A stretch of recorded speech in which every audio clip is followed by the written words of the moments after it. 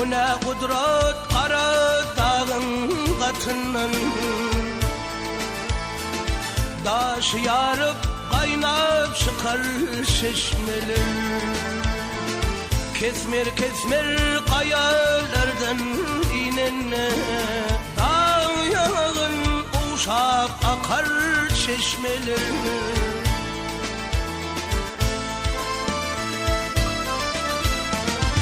Bahar gelse baştan şeyle vur, hazak kenarına güller eker bir hazak.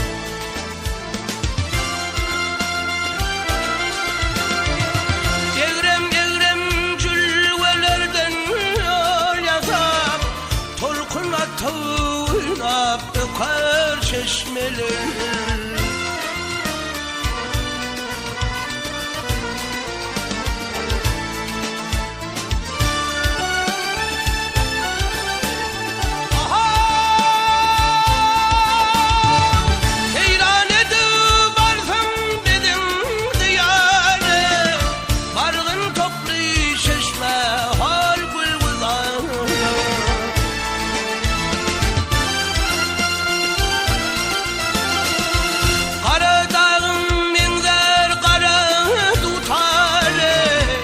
Şotar bolu akar çeşmeler.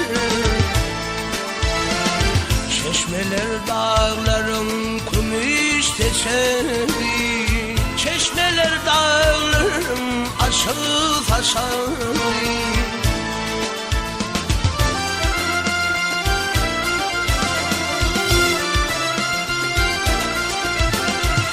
Şorpa çağa takdim eden gerçeği, göz başından suya yakar çeşmeler.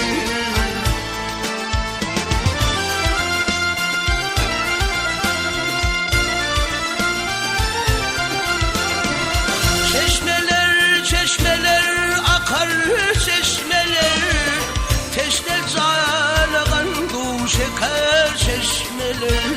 Dağın uşak akar çeşmeler.